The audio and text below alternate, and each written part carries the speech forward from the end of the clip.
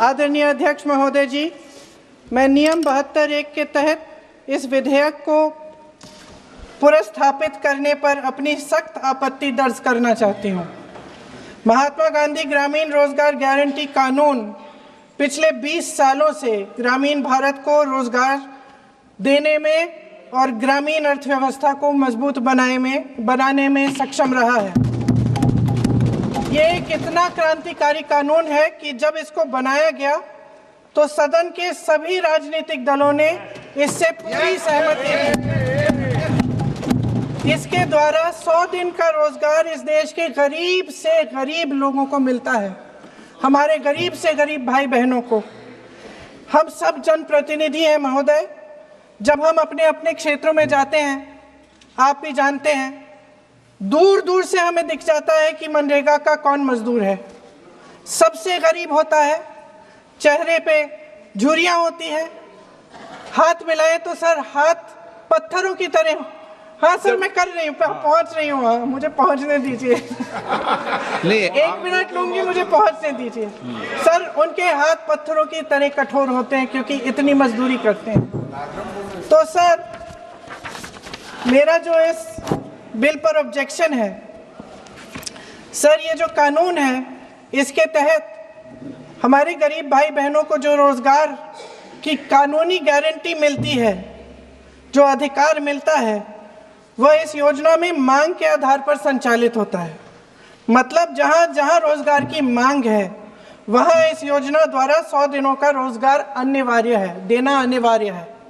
इसके साथ साथ केंद्र से इसके लिए जो पूंजी जाती है वो भी मांग पर आधारित होती है।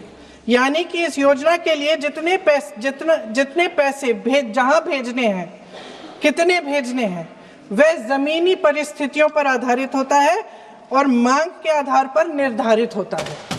सर, इस विधेयक की अनुसूची 1 में उपनियम 4(1) और 4(2) द्वारा केंद्र को इजाजत दी गई है कि वह पहले से ही निर्धारित कर लें कि कितनी पूंजी कहां भेजी जाएगी। इससे संविधान के 73वें संविधान संशोधन को नजरअंदाज किया जा रहा है।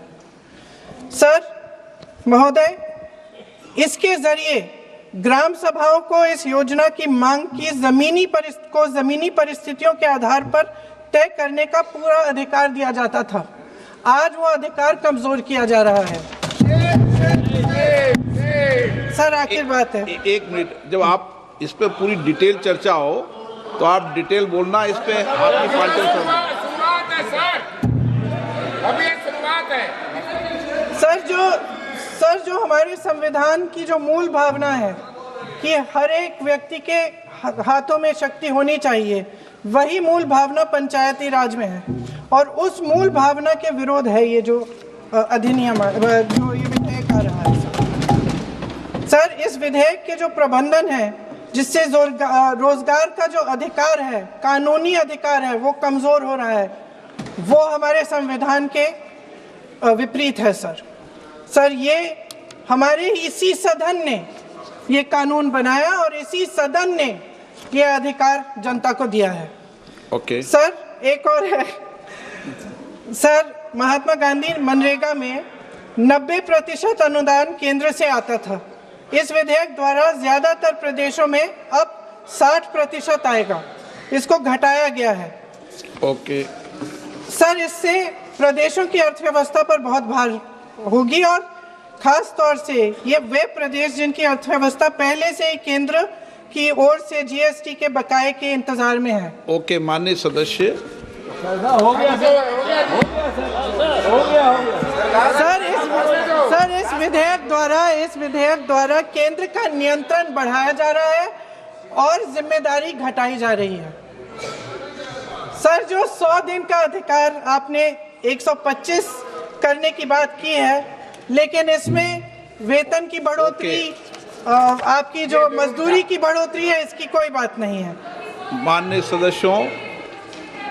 सर, ये सही बात है कि अभी तक जो बकाया है वो ही पूरा नहीं हुआ है। माननीय सदस्य गणों, मैं आपसे आग्रह सर, आखिरी बात ये है सर कि हर योजना का नाम बदलने की जो सनक है, ये समझ में नहीं आती है।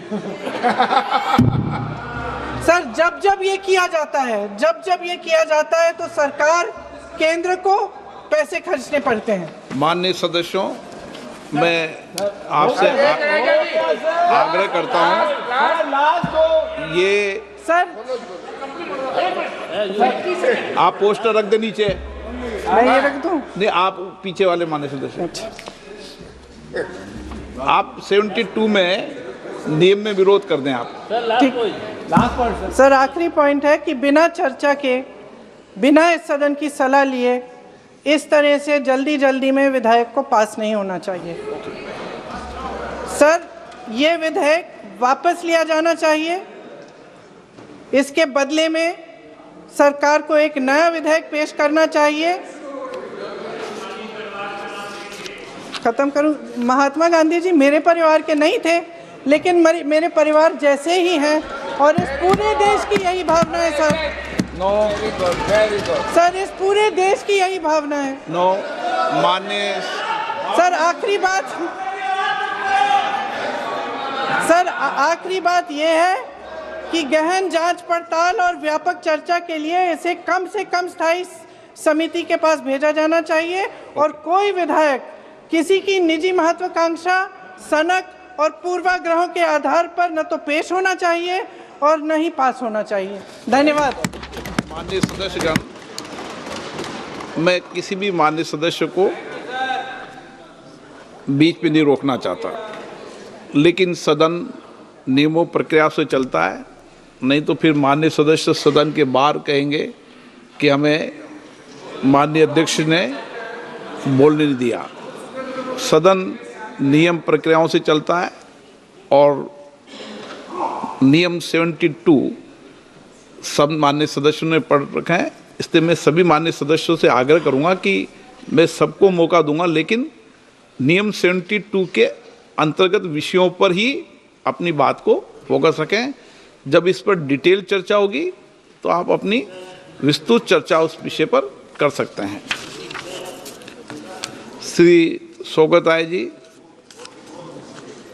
Sir, under Rule 72(1), I oppose the introduction of the Vikshit Bharat Guarantee for Rozgar and Ajivika Mission, Gramin, VB, G. Ramji.